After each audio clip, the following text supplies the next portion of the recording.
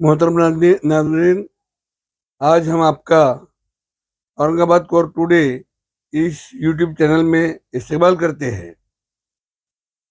रोज़ाना इसी तरह की अहम मालूमात हम आपको देते रहते हैं, जिससे आप खुद भी फ़ायदा उठाएं और आपके साथी, दोस्त, रिश्तेदार इनसे भी कहिए कि वो भी इससे फ़ायदा उठाए।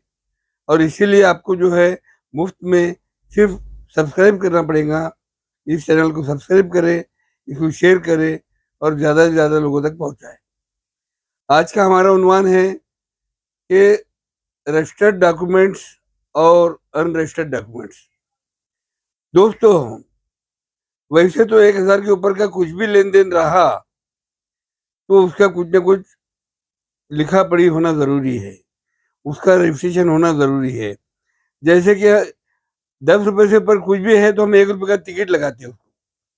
पहले 20 रुपए का टिकट लगता था, अभी आज 1 रुपए का टिकट लगता है और लिखा पढ़ी हो जाती है, उसकी रसीद मिलती है, रसीद पे भी टिकट लगाना पड़ता है।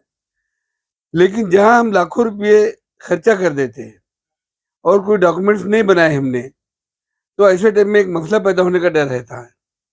क्योंकि भारतीय साक्ष्य अधिनियम के सेक्शन 17 के मुताबिक आपको हर वो डॉक्यूमेंट्स जिसका ताल्लुक खरीदी फरोख्तगी से है उसको आपको रजिस्टर करना पड़ेगा।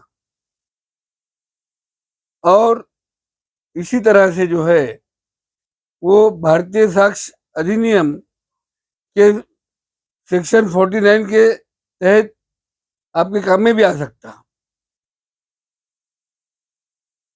अभी हम आपको ये बतलाएंगे कि सुप्रीम कोर्ट ने अभी अभी हाल ही में 2025 में एक फैसला दिया है, जिस फैसले के जरिए जो डॉक्यूमेंट्स रजिस्टर्ड नहीं है उसका भी इस्तेमाल जो है आपको करना कानूनन जायज है। लेकिन इसके मुताबिक डायरेक्ट जो है आपको आपकी खरीदी हो गई या वो आपका खरीदी खत है ऐसा नहीं माने जाएगा। अलबत्ता उसके लिए कोलेटरल पर्पस के लिए उसका इस्तेमाल होता है और वो पर्पस बताना आपके वकील की चालाकी है।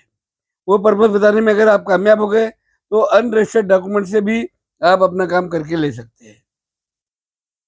इसमें जो है तो भारतीय साक्ष्य अधिनियम अभी जो 2005 में नया पारित हुआ, इस कानून के सेक्शन 49 के अंदर जो है ऐसे डॉक्यूमेंट्स जो रजिस्टर्ड नहीं है उसका इस्तेमाल करना आ सकता है, ये बतलाया गया। लेकिन उसके लिए जो है तो सेक्शन 18 जो रजिस्ट्रेशन एक्ट है 1860 का, उसका भी इसके साथ में जोड़ में इस्तेमाल करना लाजमी होगा। जैसे कि आपने एक खरीदी खत बनाए, एक खरीदी आपको एक जमीन खरीदना है जिसको आपने 25 लाख रुपए में लिए, आपने 20 लाख रुपए दे दिए और 5 लाख रुपए पीछे रखे जिस टाइम में रजिस्टर्ड सैलरी होंगी उस टाइम में देंगे बोल के। लेकिन सामने वाला बदल गया, आपने जो इशार पावती किए थे वो इशार पावती रजिस्टर्ड नहीं थी और उसके अंदर जो तो 1 साल की मुदत भी लिखी गई थी। आपको प्रॉपर्टी बेचने वाला चालक था, उसने उसमें मुद्दत जो लिखा 6 महीने की, एक मिसाल के तौर पर, तो वो 6 महीने बाद उसने होने दिया। 6 महीने तक उसने कुछ भी नहीं बोला। 6 महीने के बाद ने आपको उसने एक नोटिस दे दिया, क्या आपको जो है तो रजिस्ट्री करके लेना है तो ले लो, मैं देख करके देने को तैयार है, और नहीं लेंगे तुम इतने दिन में तो फिर मैं जो है तो दूसरे को देने के लिए तो आपका बांधा हुआ नहीं रहूंगा।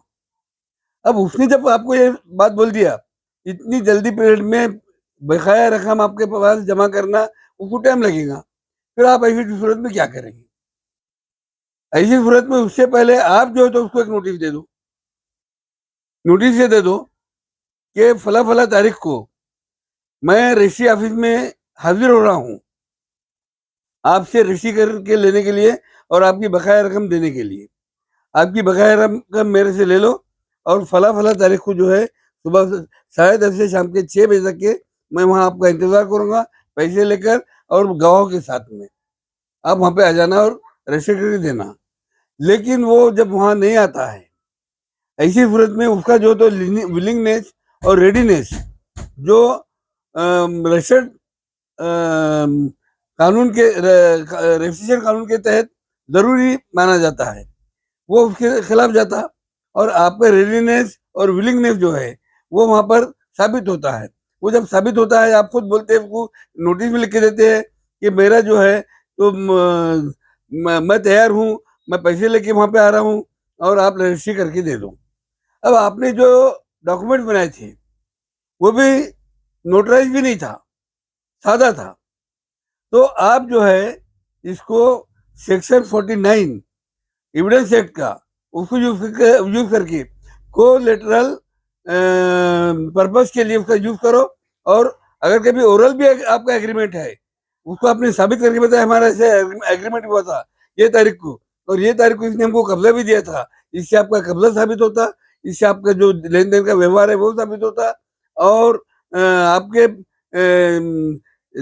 आपने जो इशारबंदी बनाए, इशारबंदी बनाने के बजाय हमेशा एक बात ख्याल में रखना चाहिए कि सेल डीड बनाना चाहिए, सेल एग्रीमेंट बनाना चाहिए, सेल डीड भी नहीं, सेल एग्रीमेंट बनाना चाहिए। चाहे वो सादे कागज पे हो, चाहे बॉन्ड पेपर पे हो, चाहे नोटरी के पास में नोटराइज करो, लेकिन कभी भी इशारबंदी करना नहीं।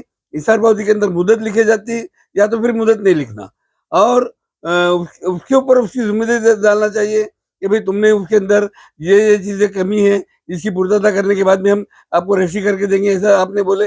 अब आप जब करके देंगे उस टाइम में जो तो हम आपको बकाया पैसे देंगे और आपसे रजिस्ट्री करके लेंगे। इस तरीके से अगर कभी आपने आपके सेल एग्रीमेंट में या इशारबंदी में लिखे तो आपको कोई भी धोखा देगा नहीं, ऐसी हमको पूरी अल्लाह की जात से उम्मीद है। और इसके अंदर जो है तो जो सेल एग्रीमेंट है आपका, वो सेल एग्रीमेंट अनरजिस्टर्ड भी है तो उसको कोर्ट मानेगा, और उसको उसका ख्याल करते हुए जो है आपका कोलेटरल पर्पस के मुताबिक जो है सेक्शन 18 आपके रजिस्ट्रेशन एक्ट और सेक्शन 49 एविडेंस एक्ट, ये दोनों के तहत जो है आपका जो व्यवहार है वो साबित होगा, और आपको जो है तो सामने वाला रजिस्ट्री करके देगा। अगर सामने वाले ने रजिस्ट्री करके नहीं दिया तो आप उसके अंदर एक डिमांड ये भी करना चाहिए कि अगर सामने वाला रजिस्ट्री करके नहीं दे रहा तो ऐसी सूरत में कोर्ट का कमीशन अपॉइंट करना और कोर्ट कमीशन की तरफ से हमको रजिस्ट्री करके देना। तो कोर्ट वैसे भी ऑर्डर पास करता कि भाई अगर कभी वो फेल हो गया इतने दिन में रजिस्ट्री करके देने के लिए तो कोर्ट का कमीशन अपॉइंट किया जाएगा, और कोर्ट का कमीशन जो है उनको रजिस्ट्री करके देगा, और ये रजिस्ट्री दोनों के ऊपर बाइंडिंग रहेंगी।